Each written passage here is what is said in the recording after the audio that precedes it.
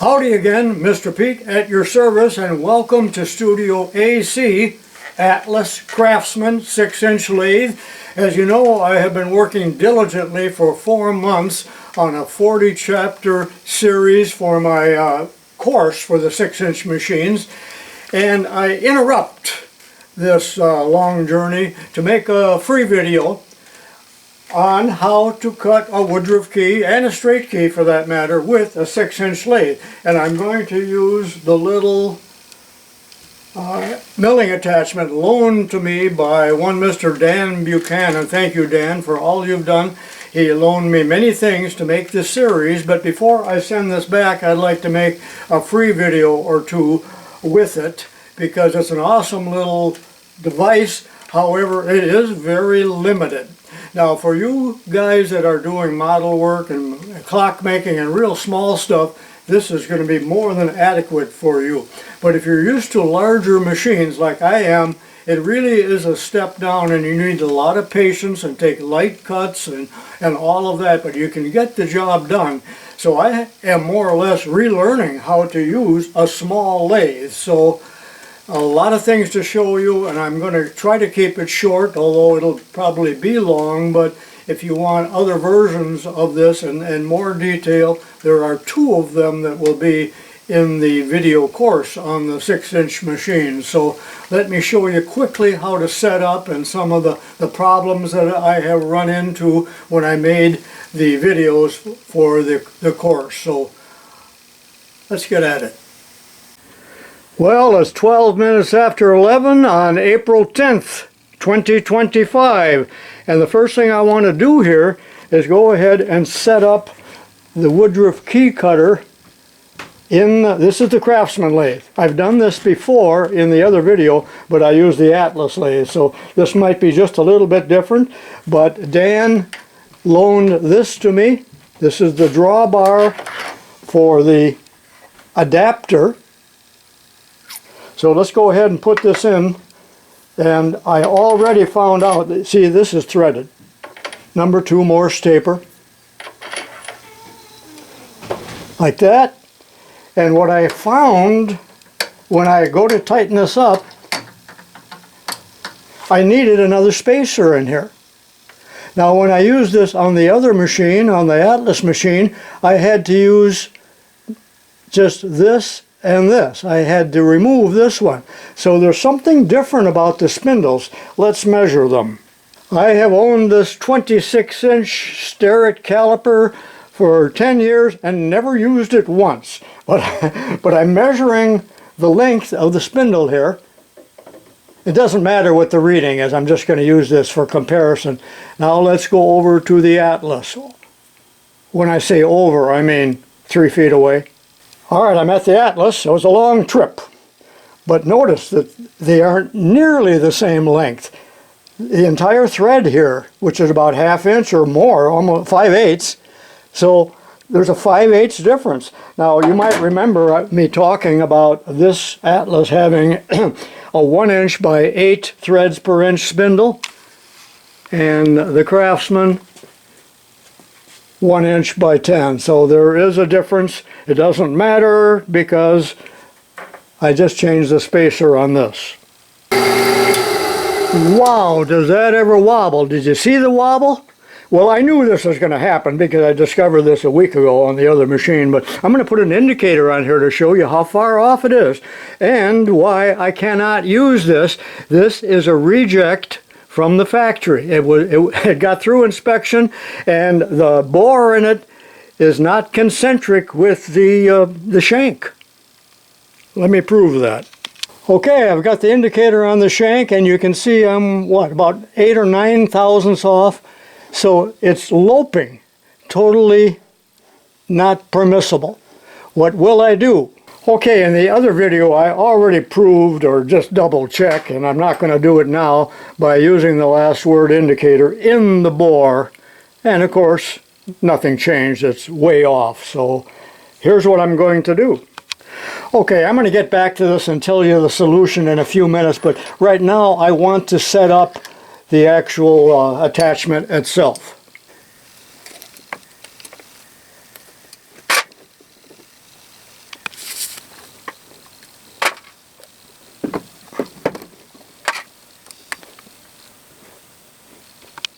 Okay, I need to set the attachment at 90 degrees, which is right there. Now, it's very difficult to get that accurate. We don't know how accurately they stamp these, so there are two possibilities for squaring it up. That is, making sure that the vise is square with the spindle. Well, in the course, I show two ways of doing it. One, by running the indicator across here, but that's kind of tedious. Let me show you a real simple way. For this method, I need to put the faceplate on just temporarily. And then, with the jaws in place, bring the attachment up against and wiggle it into submission. I can feel that it's against, and then I will tighten up the two screws, and I will truly be on 90 degrees regardless of what this says.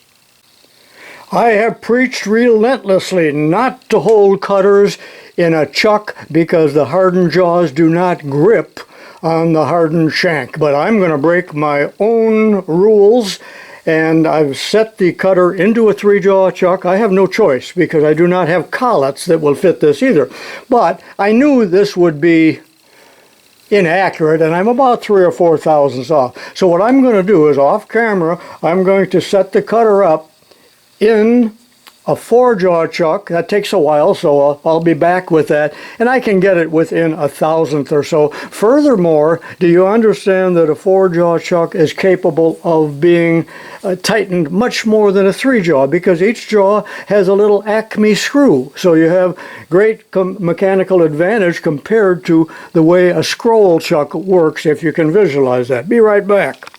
Well, it's 7 minutes later, and I'm within a thousandth. That's good. Okay, the cutter is mounted, and the cutter that I'm using is 3/16 wide, or thick, and 3/4 diameter. And number 9 here is the correct one, and look at those, cost 20 cents. Pretty expensive. And in the little bin there with the arrow, that's what I'm using. Unfortunately, I am not able to work on the front. I have to do the machining on the back, which is hard for me to see and hard for me to film. And why is that? Because we run out of travel up here. We just can't get the fixture far enough backwards. And if you remember, many moons ago, I ran into the exact same problem on my South Bend lathe, and this is a South Bend milling attachment. And I made a video of, and South Bend sold this attachment here, but I actually made this, and possibly one could be made for this, not by me. But anyway, this sets the attachment farther back so you can work on the front. Now, I'm sure it's going to lack rigidity. Go back and look at that video if you're in the mood, because it is languishing.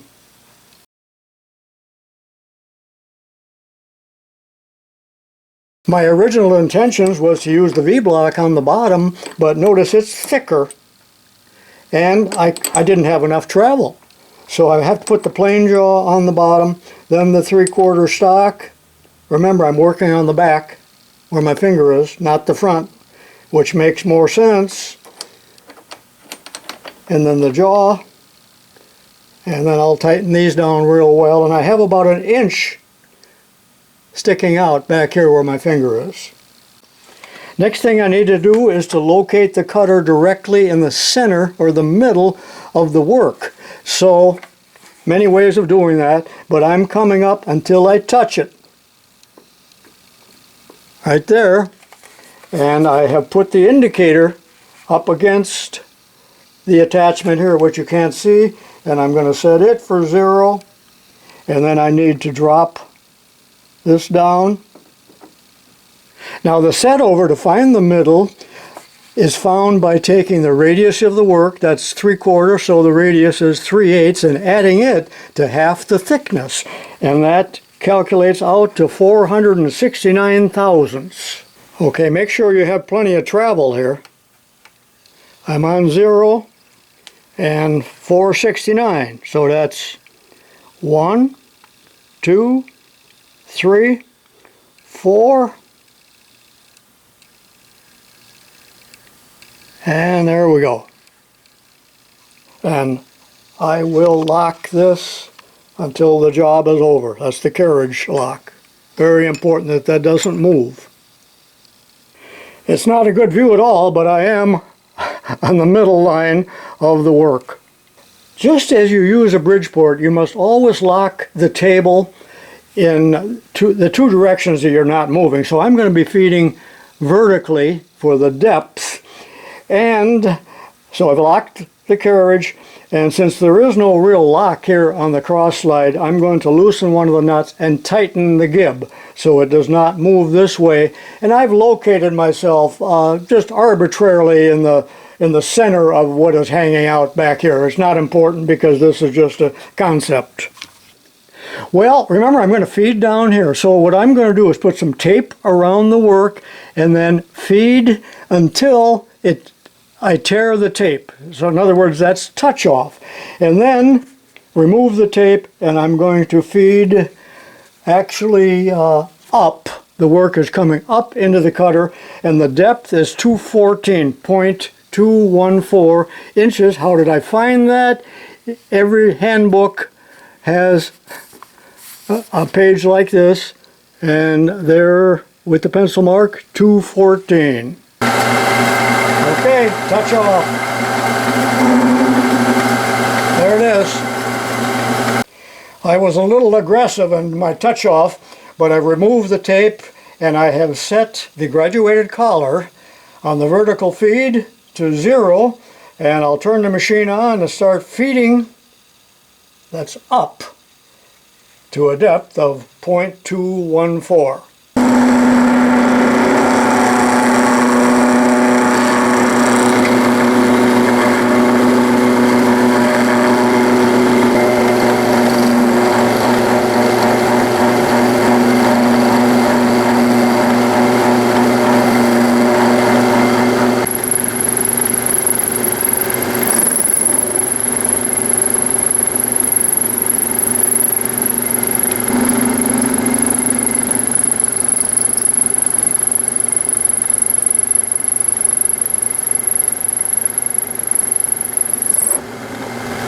Okay, there we are.